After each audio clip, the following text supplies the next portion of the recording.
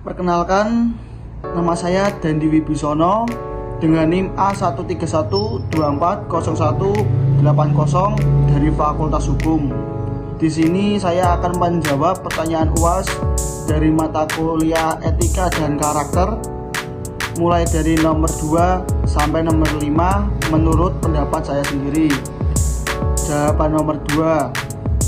Untuk pernyataan nomor 2, cita-cita saya ingin menjadi karyawan bea cukai dengan alasan saya ingin menjadi pegawai sipil yang mengawasi atau mengamankan produk legal dari luar negeri dan mengawasi lalu lintas barang dari luar bahkan di dalam negeri, serta mengawasi barang-barang yang memiliki sifat atau karakteristik tertentu.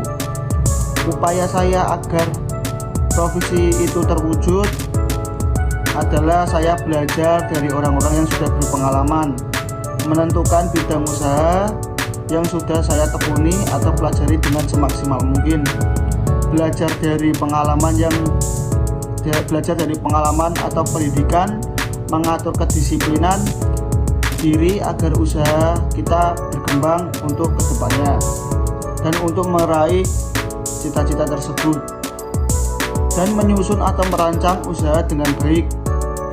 Strategi saya jika sudah menjadi karyawan bea cukai mudah agar bisa berkompeten, berintegritas, terus dan belajar, mengembangkan diri, selalu bersifat jujur dalam bekerja, menerima kritik dan saran dengan baik, dan melakukan evakuasi jika terjadi masalah, memplanning masalah agar usaha tetap berjalan dan pekerjaan tetap berjalan.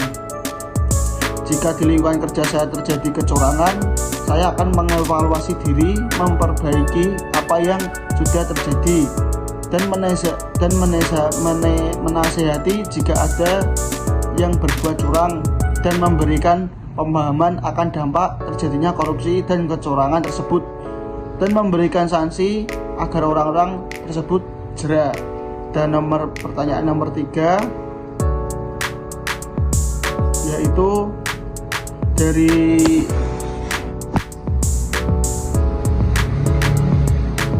pertanyaan nomor 3 dari tayangan tersebut mengangkat cerita tentang seseorang anak yang belajar nilai kejujuran saat berbelanja untuk ibunya.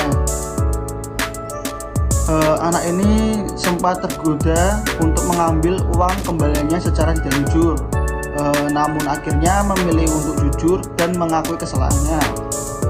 Karakter yang terlihat dalam tayangan tersebut meliputi yang pertama kejujuran, yang kedua integritas, yang ketiga kedisiplinan, yang keempat rasa hormat dari anak menghargai kepercayaan ibunya dan berusaha tidak mengecewakannya.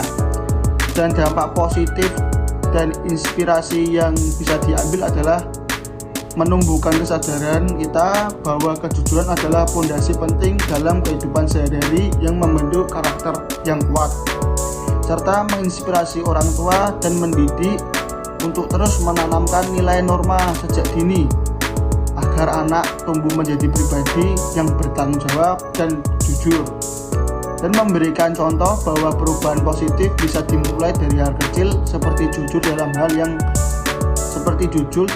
hal uang saat berbelanja. Dan nomor 4, pendapat saya tentang nomor 4 yaitu menurut saya perilaku pria yang melakukan selfie di dalam toilet kereta tidak mencerminkan nilai-nilai karakter bangsa Indonesia, bahkan cenderung bertentangan dengan nilai-nilai seperti yaitu etika kesopanan, tanggung jawab dan kepedulian sosial, bijak dalam bermedia sosial, dan upaya mengatasinya yaitu perilaku yang tidak sesuai dengan nilai karakter tersebut. Beberapa langkah konteks untuk dapat dilakukan yaitu pendidikan karakter sejak dini, yang kedua literasi digital semua kalangan. Yang ketiga, peran media dan influencer.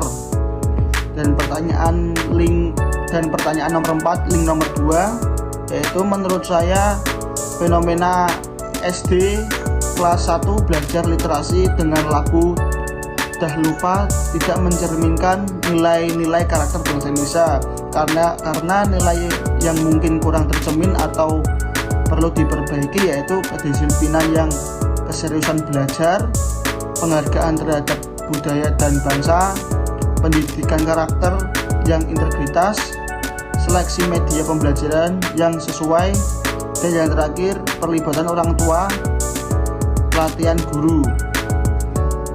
Link nomor 4, link nomor 3, perilaku anak SD yang berjoget dan menyawer biduan tidak mencerminkan nilai karakter bangsa Indonesia seperti kesopanan, bertanggung jawab, dan penghormatan terhadap norma sosial. Tindakan ini bisa menimbulkan persepsi negatif dan kurang mendidik anak-anak bangsa sesuai mereka. Untuk mengatasinya diperlukan pembinaan karakter yang lebih intensif di sekolah dan keluarga dengan menanamkan nilai-nilai budaya dan moral sejak dini. Selain itu, disekolahkan harus mengatur dan mengawasi kegiatan agar sesuai dengan etika dan norma yang berlaku, sehingga anak-anak dapat tumbuh dengan karakter yang baik dan sesuai dengan identitas bangsa. Dan terakhir, pertanyaan nomor 5, penilaian diri terhadap saya sendiri.